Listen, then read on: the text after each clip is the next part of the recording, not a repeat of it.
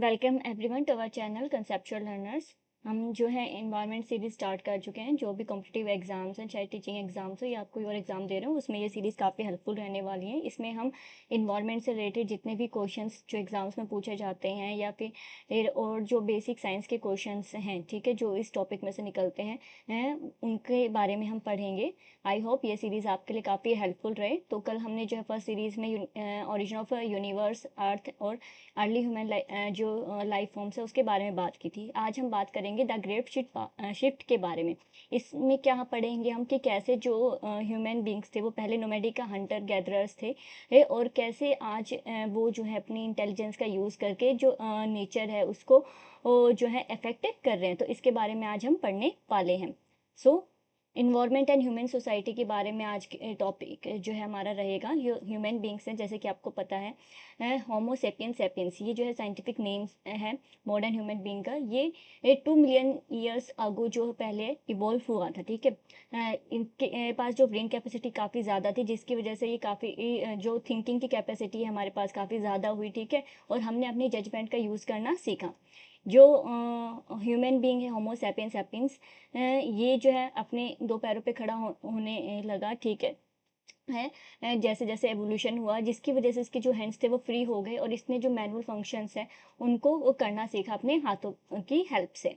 इस चैप्टर के जो ऑब्जेक्टिव्स हैं वो क्या क्या रहेंगे, इसमें हम नेचुरल रिसोर्सेज के बारे में बात करेंगे जो कि हमें इन्वायरमेंट से मिलते हैं। इसके अलावा जो प्रिमिटिव सोसाइटी है और जो इन्वायरमेंट का इंटरेक्शन है वो क्या था, उसके बारे में हम डिस्कस करेंगे। जो प्रिमिटिव ह्यूमंस थे वो कौन से टूल्स का यूज़ करते थे, ठीक है, कैसे फायर की डिस्कवरी हुई, कैसे फायर की डिस्कवरी ने उनको एवोल्यूशन को इफेक्ट किया, सेटल लाइफ जो है वो कैसे बिगिन हुई। इसके अलावा हम एग्रीकल्चर के बारे में बात करेंगे, डोमेस्टिकेशन ऑफ एनिमल्स के बारे में बात करेंगे। फिर हम इन्वेंशन ऑफ व्हील, इंडस्ट्रियलाइजेशन की जो प्रोसेस है वो कैसे शुरू हुई, ठीक है, उसके बारे में देखेंगे। कौन कौन से ऐसे फैक्टर्स थे जिसकी वजह से इंडस्ट्रियलाइजेशन की ग्रोथ हुई और कैसे जो एक्सप्लोटेशन है नेचुरल रिसोर्सेज का वो स्टार्ट हुआ। So let's start. सबसे पहले हम जो है नेचुरल रिसोर्सेज की बात करते हैं जो हमें इन्वायरमेंट से मिलते हैं। तो कल के जो टॉपिक था उसमें भी हमने बात की थी कि कौन कौन से इन्वायरमेंट में एबायोटिक रिसोर्सेज होते हैं, कौन से बायोटिक होते हैं। आज हम बात करेंगे कि ये जो एबायोटिक रिसोर्सेज हैं, बायोटिक रिसोर्सेज हैं, कैसे इन्होंने अर्ली ह्यूमन जो बींग्स थे उनकी लाइफ को अफेक्ट किया। जैसे कि आपको पता है, फर्स्ट हम बात करते हैं लैंड के बारे में। लैंड जो है ऑलमोस्ट 29% जो है अर्थ का कवर करती है। सो वो इस लैंड को जो अर्ली ह्यूमन बींग्स थे उन्होंने बेसिक शेल्टर के लिए यूज़ किया। बाद में इसको जो है क्रॉप कल्टीवेशन में जो यूज़ करने लगे, रोड्स बनाने में यूज़ करने लगे और अर्बनाइजेशन जो है वो इस लैंड पे होने लगा। फिर हम बात करते हैं वाटर की। जैसे कि आपको पता है कि 70% जो अर्थ है वो वाटर से फिल है, ठीक है। उस 70% में से जो 80% वाटर है वो फ्रोजन फॉर्म में है और ओनली 20% जो है वो लिक्विड फॉर्म में एग्जिस्ट करता है।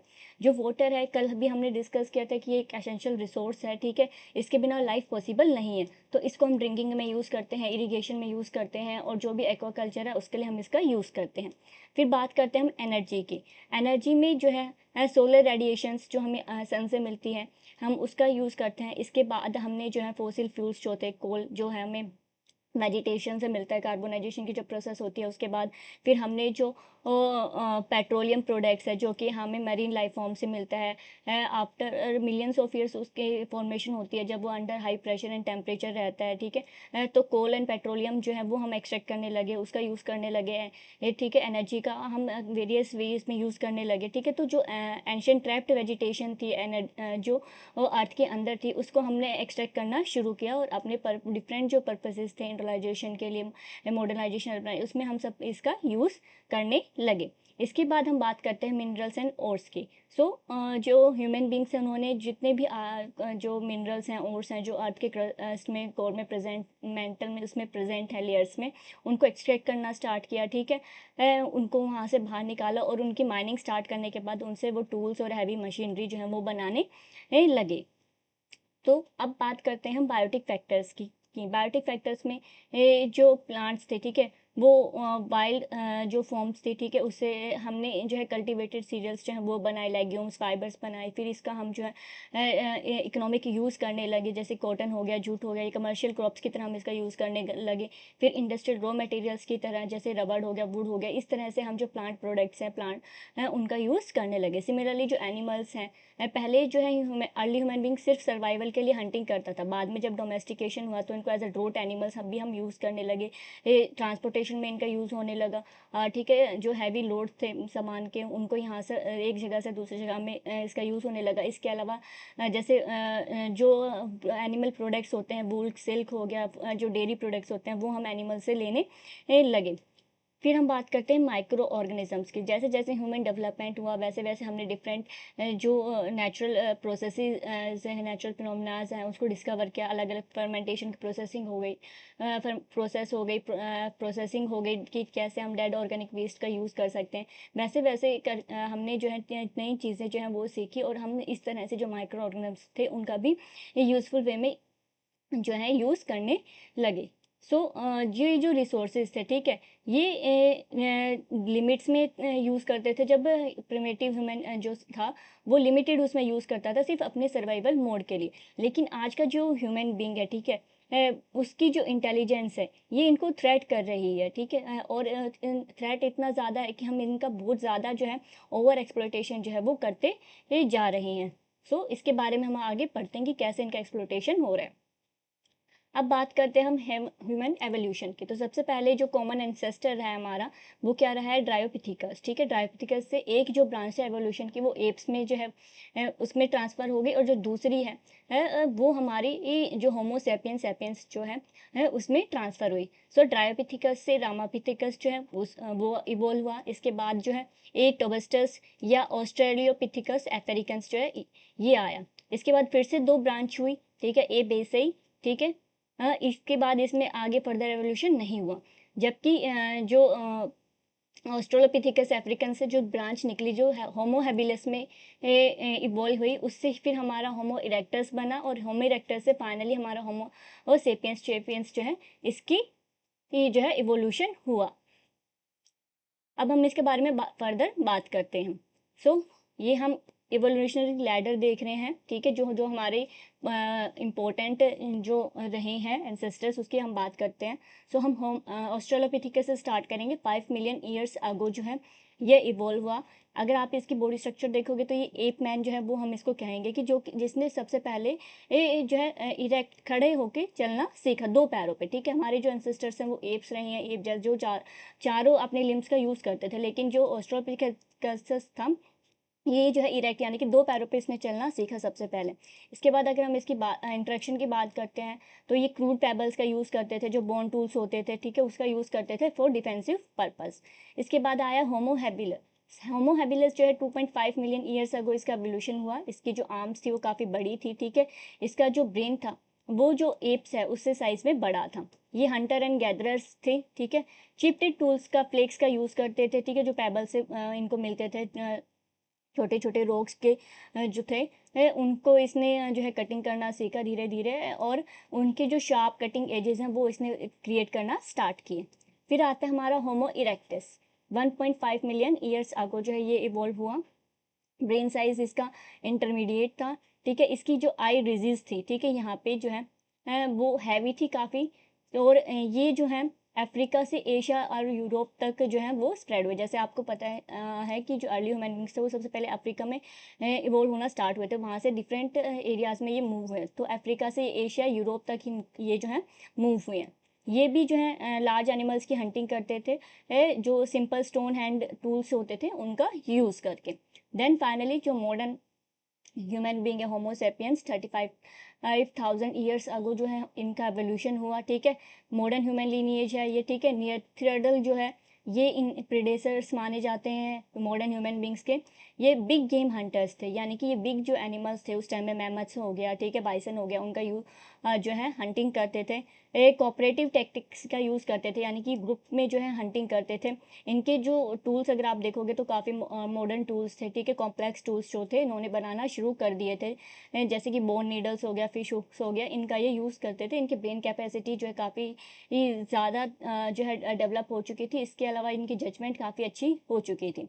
सो यहाँ पे हम बाईपेडलिज्म की बात करते हैं। पैडलिज्म क्या होता है? वॉकिंग ऑन टू लेग्स, ठीक है, जिसकी वजह से जो हैंड्स थे ह्यूमन वो फ्री हो गए थे मैनुअल फंक्शंस को नेगोशिएट करने के लिए। तो ये पहला स्टेप था किसकी तरफ? एनवायरमेंटल मास्टरी की तरफ, कि कैसे हम अपने एनवायरमेंट के ऊपर मास्टरी कर सकते हैं।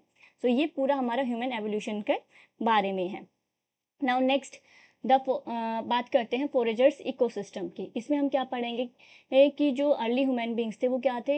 हंटर्स एंड गैदरर्स थे, ठीक है। तो सबसे पहले हम बात करते हैं कि जो अर्ली ह्यूमन्स थे वो सिर्फ अपने ग्राउंड में जो आसपास सिर्फ जो है खाना इकट्ठा करने के लिए मूव होते थे, ठीक है। जो कोई पत्थर वगैरह उनको मिल जाता था, ठीक है, उनका ये टूल्स की तरह यूज़ करते थे। और इसके अलावा उन्हें रास्ते में कोई फ़िश जो नदी किनारे कोई फ़िश मिल गई, ऑयस्टर, टर्टल्स मिल गए, उनका ये यूज़ करते थे। सिर्फ ये अपने आसपास के ये जो रिवर एरियाज थे जहाँ पे ये जो ड्रिंक पानी पीने के लिए इनको पानी मिल जाता था, शेल्टर मिल जाता था, ठीक है, वहाँ पे ये रहते थे। इसके बाद धीरे धीरे इन्होंने जो है कोऑपरेटिव रीजन्स बनाने स्टार्ट किए, ठीक है। 20-30 के पर्सनस के ग्रुप में इन्होंने रहना स्टार्ट किया। जो वुमेन होती थी, ठीक है, वो एडिबल जो फूड प्रोडक्ट्स थे उनको गैदर करती थी, ठीक है, जैसे कि सीड्स हो गए, बर्ड के एग्स हो गए, और जो मेंस थे वो हंटिंग के लिए जाते थे। फिर नोमैडिक कल्चर इनका स्टार्ट हुआ, ठीक है, एज अ पोरर, यानी कि खाने की तलाश में जो है ये एक जगह से दूसरी जगह मूव करने लगे। जब सीज़न जो है ख़त्म होता था और वहाँ जिस जगह पे ये पहले रह रहे थे वहाँ पे जो फूड रिसोर्सेज थे वो ख़त्म हो जाते थे, तो ये दूसरी जगह पर मूव कर जाते थे, ठीक है। फिर आया हमारा टेम्परेरी सेंचुरीज़, की कैसे इन्होंने जो है इस टाइप के ओवल जो हाउसेज हैं, हट्स हैं, उनको बनाना शुरू किया, जो कि माउंटेन केव्स वगैरह में थे, ताकि ये जो बड़े जो जानवर हैं उससे बच सके, रात को जो है इनको शेल्टर मिल सके। इसके अलावा जो हार्श वेदर कंडीशंस थी उनसे भी ये जो केव्स हैं इनको प्रोटेक्ट करती थी। नाउ नेक्स्ट, धीरे धीरे जो है अर्ली ह्यूमन्स ने जो है टूल्स बनाने स्टार्ट किए। अगर आप अर्ली लोअर पैलियोलिथिक को देखोगे, यानी कि इसमें सिर्फ वो सिंपल टूल्स का यूज़ करते थे, जैसे कि हमने डिस्कस किया कि जो नदी किनारे उनको रोक्स वगैरह या बोन्स वगैरह मिल जाती थी, खाली उनको ये उठा लेते थे और उनका यूज़ करते थे वाइल्ड एनिमल्स को और दूर करने के लिए एज अ डिफेंसिव पर्पज़। धीरे धीरे जैसे जैसे इनमें एवोल्यूशन हुआ वैसे वैसे इन्होंने इनको जो है मॉडिफाई करना स्टार्ट किया, ठीक है। जो हार्ड वुड होती थी, ठीक है, उसको एज अ हैमर यूज़ करते थे और इससे इस तरह के डिफरेंट शार्प एजेस टूल्स जो है इन्होंने बनाना स्टार्ट किए, जिसकी वजह से जो एनिमल्स की स्किनिंग थी, ठीक है, उनकी खाल उतारना इजी हो गया। जो ट्यूबर्स होते थे, प्लांट्स होते थे जो ज़मीन के अंदर रहते थे, उनको अप्रूट करना इनके लिए काफ़ी ईजी हो गया। और जैसे जैसे हमारा न्योलिथिक एज आई, ठीक है, जो मॉडर्न ह्यूमंस जो हैं वो इवॉल्व हुए, तो इन्होंने इसको और ज़्यादा पॉलिश्ड फॉर्म में इनका यूज़ करना स्टार्ट किया। डिफरेंट डिफरेंट टूल्स जो है वो बनाने लगे, जैसे स्टोन एक्सिस हो गई, वुडन डैगर्स हो गए, हार्पून्स एंड बोन नीडल्स। इस तरह से ये डिफरेंट डिफरेंट जो टूल्स है वो बनाने इन्होंने स्टार्ट किया। सो जो टूल मेकिंग की जो प्रोसेस थी ये उसने काफ़ी हद तक जो है हमारी फूड वेब को जो है अफेक्ट किया है, क्योंकि शार्प टूल्स होने की वजह से जो हंटर्स थे वो इजीली जो है हंट कर पाते थे बड़े बड़े जो एनिमल्स हैं उनका, इसलिए उनके पास काफ़ी जो फूड का स्टॉक था वो रहने लगा, तो वो जल्दी से एक जगह से दूसरी जगह पर मूव आउट नहीं करने लगे थे। तो एक धीरे धीरे सेटल्ड लाइफ की तरफ वो बढ़ रहे थे। नाउ अब जो मेन पॉइंट आता है वो क्या आता है हमारा फायर, कि जैसे ही फायर का इन्वेंशन हुआ, ठीक है, वैसे वैसे ही जो ह्यूमन एवोल्यूशन था उसने एक अलग ही जो ब्रांच है उसको पकड़ लिया था, ठीक है, कल्चरल की तरफ वो जाने लगे थे। अब अगर आप इसका ज्योग्राफिकल सिग्निफिकेंस देखोगे तो जैसे जैसे आर्टिफिशियल वार्मथ यानी कि फायर उन्होंने बनाना सीखा, ठीक है, वैसे वैसे अब ये जो ठंडे एरियाज थे, कोल्ड एरियाज थे, वहाँ तक इन्होंने मूव करना स्टार्ट कर दिया, क्योंकि अभी फायर जला सकते थे जब इन्हें लगता था कि कोल्ड है, ठंड है, तो ये खुद से उसको इन्वेंट कर सकते थे। इसलिए कोल्डर रीजन्स की जो थे अर्थ के, वहाँ तक भी इन्होंने कॉलोनाइज करना स्टार्ट कर दिया था। इसके अलावा बायोलॉजिकल एक्सपेंशन हुआ, ठीक है, फायर का इन्वेंशन होने के बाद इन्होंने कुक्ड फूड जो है वो स्टार्ट कर दिया खाना, ठीक है, जिसकी वजह से इनकी जो डाइट है वो काफ़ी इम्प्रूव हुई और जो ब्रेन डेवलपमेंट है उसको काफ़ी अच्छा एनर्जी मिलने लगी। इन्वायरमेंटल कंट्रोल करने लगे ये, ठीक है। अब इन्होंने फायर को जो है जो डेंजरस प्रीडेटर्स होते थे, बड़े जो एनिमल्स होते थे, उनको भगाने के लिए यूज़ करने लगे। एक सेफ जोन जो है उन्होंने अपना बना लिया था फायर की हेल्प से। सो ये जो है ह्यूमैनिटी का फर्स्ट अटैम्प्ट था कि कैसे एबायोटिक जो सोर्स है, एबायोटिक जो एनर्जी है या फायर क्या है, एबायोटिक एनर्जी सोर्स है, उसका यूज़ करके कैसे वो अपनी जो दैन ह्यूमन डेवलपमेंट कर सकते हैं और कैसे एक अपनी जो एवोल्यूशन है उसको एक अलग ही तरीके से इन्होंने कल्चरल एवोल्यूशन में चेंज कर दिया। सो फायर जो है एक बड़ा कैटलिस्ट रहा है किसमें, कल्चरल एवोल्यूशन में। Now next, domestication chain reaction. इसमें आप देखोगे कि कैसे जो अर्ली ह्यूमन्स थे उन्होंने ऑब्जर्व किया कि पहले तो वो क्या करते थे, सिर्फ आस पास जो अपने खाना था, जो ऐसे ही सीड्स गिरे हुए होते थे, उनको उठा लेते थे। धीरे धीरे उन्होंने ऑब्जर्व किया कि अगर सीड्स काफ़ी दिनों तक वहाँ पे रहते हैं और ज़मीन में रहते हैं, पानी वगैरह अगर उनको मिल जाता है तो वो स्प्राउट होना स्टार्ट हो जाते हैं और सैपलिंग्स नए पौधे बना लेते हैं। इस ऑब्जर्वेशन से इन्होंने क्या किया, कल्टीवेशन करना स्टार्ट किया, ठीक है। अब ये इंटेंशनली जो है फूड प्लांट्स को ग्रो करने लगे, जिसकी वजह से इन्हें एक स्टेबल फूड सप्लाई जो है वो मिलने लगी। और इससे क्या हुआ कि इनकी जो नोमैडिक फोर्जरिंग थी, ठीक है, खाने की तलाश में जो नोमैडिक लाइफ था, एक जगह से दूसरी जगह पे जाना, उसको एंड हो गया। इसके बाद इन्होंने क्या किया, जब इन्होंने इस तरह से जो है फूड क्रॉप्स को ग्रो करना स्टार्ट किया, तो जो एनिमल्स थे, ठीक है, वो यहाँ पे अट्रैक्ट होके आने लगे, तो उन्होंने उनको ट्रैप किया, ठीक है, और उनको भगाने की बजाय उनको डोमेस्टिकेट करना शुरू कर दिया। और धीरे धीरे हमारी जो एग्रेरियन सोसाइटी है, नियरली 10,000 ईयर्स अगो, वो जो है उसकी फॉर्मेशन होने लगी, ठीक है। सबसे पहले जो अर्ली सेटलमेंट्स थी, परमानेंट सेटलमेंट्स थी, वो कहाँ पे, रिवर्स बैंक जो थे वहाँ पे जो है बसने लगी, ठीक है। वो मेटल एग्रीकल्चर टूल्स का यूज़ करते थे, इरिगेशन का यूज़ करते थे, ठीक है। ये और जो डोमेस्टिकेशन था एनिमल्स का, वो यहाँ पे इन्होंने शुरू कर दिया था। सो डोमेस्टिकेशन जो है वो फ्लाईव्हील इन्होंने एक ऐसी फोर्स दी, ठीक है, जिससे इनके पास जो है फूड सरप्लस में आने लगा, पॉपुलेशन ग्रोथ हुई यहाँ पे, टेक्नोलॉजिकल एडवांसमेंट हुई, ठीक है, जिसने सिविलाइजेशन की फाउंडेशन जो है वो रखी। नाउ अब बात करते हैं एग्रो सिस्टम जो है वो कैसे इवोल्व हुआ।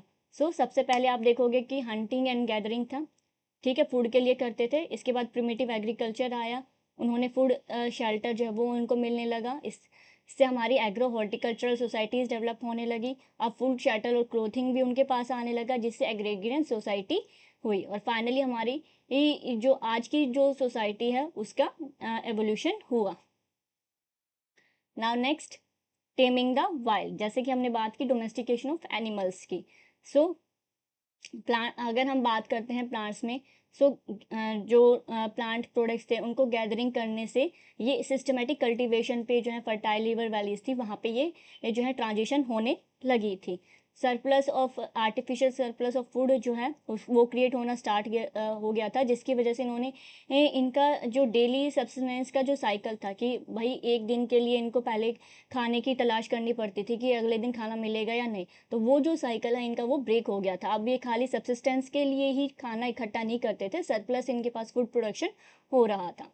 अगर हम एनिमल्स के बारे में बात करते हैं तो जो डॉग्स है उसको सबसे पहले इन्होंने डोमेस्टिकेट करना स्टार्ट किया, ठीक है, हंटिंग और प्रोटेक्शन के लिए। फिर इन्होंने गोट, शीप, पिग्स जो है पोल्ट्री उनको रेस करना स्टार्ट किया, ठीक है, ताकि इनके पास से स्टेबल प्रोटीन का रिजर्वेयर आ सके। फिर ड्रोट एनिमल्स जो हैं उनका राइज हुआ, ठीक है, जो फिजिकल पावर जिन एनिमल्स के पास बहुत ज़्यादा थी, जैसे कि बुलक्स हो गए, कैमल्स, टंकीज, एलिफेंट्स, और ये किस में हेल्प करने लगे, ट्रांसपोर्टेशन एंड टिलिंग लैंड में जो है वो इनकी हेल्प करने लगे। Now the acceleration of motion, इसमें हम क्या पढ़ेंगे, व्हील इन्वेंशन के बारे में, कि जो फर्स्ट माइलस्टोन था, ठीक है, 5,000 ईयर्स आगो जो फर्स्ट व्हील है वो अपीयर हुआ, ठीक है। सिंपल जो लोग थे, ठीक है, लकड़ी के जो लट्टे थे उसको उन्होंने सॉलिड राउंड व्हील की तरह यूज़ करना स्टार्ट किया। फिर धीरे धीरे सॉलिड वुडन जो व्हील्स थे, ठीक है, वो बनने लगे, जिससे कार्स, पुली जो है वो डंकी और हॉर्सेस वगैरह जो थे वो इस तरह से उनको खींचते थे। देन जो चैरियट एरिया एरा है, ठीक है, वो शुरू हुआ, ठीक है। ग्रीक्स, रोमन्स जो थे उन्होंने जो है इनको बनाना शुरू किया और वेपनाइजिंग शुरू हुई, एक जगह से दूसरी जगह पे ये जो है अटैक्स करने लगे, अपने आप को कॉलोनाइज करने लगे। फिर पोटर्स व्हील, जो है उसका डेवलपमेंट हुआ, ठीक है। यानी कि जो टेक्नोलॉजी शिफ्ट थी अब हॉरिजॉन्टल ना होके वर्टिकल भी हो रही थी। अब manufacturing, moulding, earth and terracotta, इसका भी हम जो है व्हील का जो है वो इन चीज़ों में भी यूज़ करने लगे। एंड फाइनली जो मेटल एज है वो आई। तो मेटल एज आने के बाद जो पहले जो वुडन व्हील्स थे उसको हमने मेटल व्हील से जो है उससे रिप्लेस किया। जब ज़्यादा लाइटर, फास्टर और स्ट्रॉन्गर जो मेटल व्हील्स थे वो हमारे पास अवेलेबल थे, जिसने मॉडर्न ट्रांसपोर्ट जो है उसकी नींव को रखा। नाउ अब अर्ली इंडस्ट्री के बारे में बात करते हैं। तो सब जब एग्रीकल्चरल सरप्लस होने लगा, ठीक है, तो अब हर एक जो ह्यूमन बीइंग था, ठीक है, उसको ज़रूरत नहीं थी कि वो पूरे दिन जो है खाने को ढूंढने के में ही लगा रहे, खाने को गैदर करने में ही लगा रहे। इसकी वजह से उनके पास सफिशिएंट टाइम मिलने लगा, ठीक है। अब फूड प्रोडक्शन जो है वो ऑलरेडी ज़्यादा था, सरप्लस था। तो वो जो नॉन एसेंशियल और जो अदर जो गुड्स थे, ठीक है, जैसे कि ऑर्नामेंट्स हो गए, क्लॉथिंग, पॉटरी हो गया, उनके लिए उन्होंने जो है बार्टर सिस्टम शुरू किया, ठीक है। खाने के बदले ये इन चीज़ों को लेते थे, ट्रेड करना शुरू किया। और फाइनली जो हमारे ये जो डेडिकेटेड क्राफ्टमैन्स और माइनर्स थे, ठीक है, यानी कि एग्रीकल्चर से हट के भी दूसरे जो क्राफ्टमैनशिप थी वो डेवलप होना स्टार्ट हुई। जैसे कि जो माइनर्स हो गए, वो जो लोग हैं माइनर्स बनने लगे, मेटल का यूज़ करके डिफरेंट डिफरेंट इम्प्लीमेंट्स बनाने लगे, ठीक है। इस तरह से जो है धीरे धीरे ये अर्ली इंडस्ट्री जो है उसकी शुरुआत हुई। कौन कौन से फैक्टर्स थे जिन्होंने इंडस्ट्रियल की ग्रोथ को जो है अफेक्ट किया? सबसे पहले तो टेक्निकल डेवलपमेंट, ठीक है। मेटल की डिस्कवरी हुई, बेटर टूल्स और वेपन्स बनने लगे, जिससे जो टेक्नोलॉजी है वो स्टार्ट हुई। अब अलग अलग इम्प्लीमेंट्स, मशीनरी जो है हम उसका वो यूज़ करने लगे। ब्रोंज और आयरन एज जो है मशीन टूल इंडस्ट्री को काफ़ी इफेक्ट किया, ठीक है। टेक्सटाइल इंडस्ट्री में काफ़ी इसका यूज़ हुआ। इकोनॉमिक डेवलपमेंट हुई, एग्रीगेट सोसाइटीज़ जो हैं उनमें सरप्लस फूड पड़ने लगा, जिससे सेलिंग और बार्टेनिंग सिस्टम आया, जिससे इकोनॉमिक स्ट्रेंथ जो है उस एरिया को मिलने लगी। फिर डाइवर्सिफिकेशन हुआ। अब बस सिर्फ एग्रीकल्चर पे ही जो है ऑक्यूपेशन नहीं रहा था, अदर जो ऑक्यूपेशंस थे, ठीक है, उसमें भी जो है लोग जाने लगे थे। लैंग्वेज का डेवलपमेंट हुआ, ठीक है। स्पीच जो है उसने काफ़ी हेल्प करी, ये लोग ग्रुप में वर्क करने लगे, जिसकी वजह से और फर्दर इकोनॉमिक डेवलपमेंट हुआ। फिर व्हील इन्वेंशन के बारे में हमने पढ़ा कि कैसे फास्ट ट्रांसपोर्ट होने लगा, ठीक है, जिसने ट्रांसपोर्ट इंडस्ट्री हमारी बिगिन हुई, ठीक है। बुलक कार से हम कार्स, बसें, ट्रेन्स और एयरप्लेन्स तक का हमने सफ़र तय किया। फिर माइनिंग जो है वो हो गई शुरू, ठीक है। पहले सिर्फ कॉपर, आयरन इन ओर्स को एक्सट्रैक्ट करते थे, अब हमने फर्दर उनके जो एलॉयज थे वो बनाना स्टार्ट किए। ब्रास हो गया, ब्रोंज हो गया, इनका यूज़ स्टार्ट हुआ। जो माइनिंग इंडस्ट्रीज थी, ठीक है, वो फॉसिल फ्यूल्स पे ही डिपेंड नहीं थी, और हमने जो फर्दर प्रोडक्ट्स थे उनका यूज़ करना स्टार्ट किया। एग्रीकल्चर जो हमारा मॉडर्न फार्मिंग पे हम आ गए, ठीक है। जो रॉ मटेरियल्स प्रोड्यूस होते थे उसको हमने इंडस्ट्री के लिए सोर्स रॉ मटेरियल में कन्वर्ट कर दिया। अब हमारे पास रेडीमेड जो फूड इंडस्ट्रीज़ हैं वो बनना शुरू हो गई थी। फायर जो है उसने मेटलर्जी में काफ़ी हेल्प की। अब हम जो मिनरल्स थे उनको मॉडिफाई करने लगे, ठीक है, उसमें दूसरे मिनरल्स को ऐड करने लगे, और जो एलॉयज़ थे वो बनाने लगे, जिसने हमारे जो मशीन इंडस्ट्री टूल्स है वो काफ़ी ज़्यादा जो है स्ट्रॉन्ग बनने लगे। नाउ अब ये जो चीज़ें थी इन्होंने हेल्प तो की, ठीक है, मॉडर्न मैन को इस स्टेज तक आने में। लेकिन धीरे धीरे अब टाइम ऐसा आ रहा है कि हम इन जो टूल्स है, ये जो फैक्टर्स हैं, इनका ओवर यूज़ करने लगे हैं। अर्ली जो ह्यूमंस थे, ठीक है, वो सिर्फ अपने फूड, शेल्टर, क्लोथिंग के लिए ही जो एनवायरनमेंट का यूज़ करते थे, ठीक है। लेकिन अब जो मॉडर्न ह्यूमन है, इंटेलिजेंस जो इसका सबसे बड़ा फैक्टर का हो गया कि जिसने हेल्प किया एवोल्यूशन में, अब वो इंटेलिजेंस इन्वायरमेंट पे भारी पड़ती जा रही है, ठीक है। अब हम फॉरेस्ट जो है उनको जो है क्लियर करते जा रहे हैं, ठीक है, क्योंकि जैसे जैसे पॉपुलेशन ग्रोथ हो रही है वैसे वैसे ज़्यादा लैंड चाहिए घर बनाने के लिए, शेल्टर बनाने के लिए।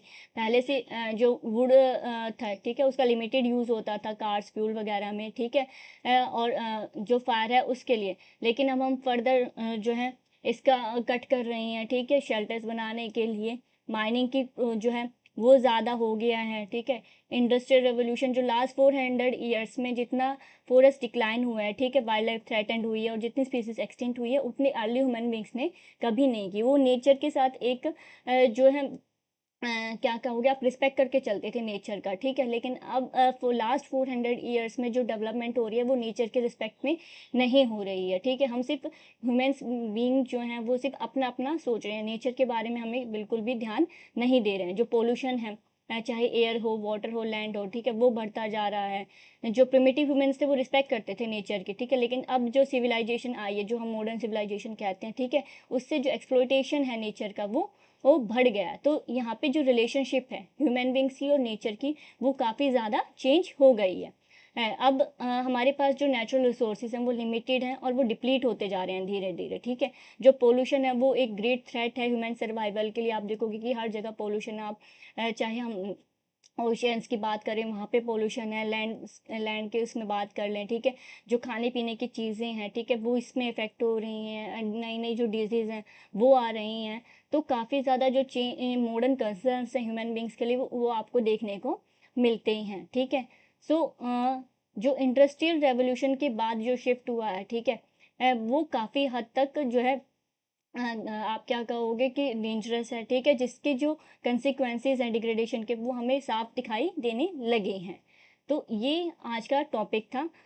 अब हम बात करते हैं कि जो इंटेलिजेंस थी जिसने अर्ली ह्यूमन बींग्स को वही सर्वाइव करने के लिए हार्श इन्वायरमेंट में हेल्प की थी, अब वही सेम इंटेलिजेंस जो है अल्टीमेटली किस में कर रही है, जो लार्ज स्केल एक्सप्लोइटेशन है, ठीक है, वो हमसे वो करवा रही है, ठीक है। फॉरेस्ट को कट करते जा रहे हैं, माइनिंग हो रही है काफ़ी ज़्यादा अर्थ ओर्स के लिए, जिसने और जो एक्सपोनेंशियल पॉपुलेशन ग्रोथ हो रहा है, रिसोर्सेज हमारे पास लिमिटेड हैं, ठीक है, पोल्यूशन बढ़ता जा रहा है, इन्वायरमेंट पे हम ध्यान नहीं दे रहे हैं, वाइल्ड लाइफ स्पीसीज जो हैं वो थ्रेटेंड होती जा रही हैं, काफ़ी जो स्पीसीज हैं वो एक्सटिंक्ट हो चुकी हैं। तो ये सारे क्या हैं, जो आप क्या कहोगे कि जो बैड इफ़ेक्ट्स हैं, ठीक है, जो ह्यूमन बींग्स ने इन्वायरमेंट में किए हैं और जिसका सॉल्यूशन हमने अभी तक नहीं ढूंढा है। सो आई होप आपको वीडियो पसंद आई होगी। चैनल को लाइक शेयर सब्सक्राइब करेंगे। Thank you.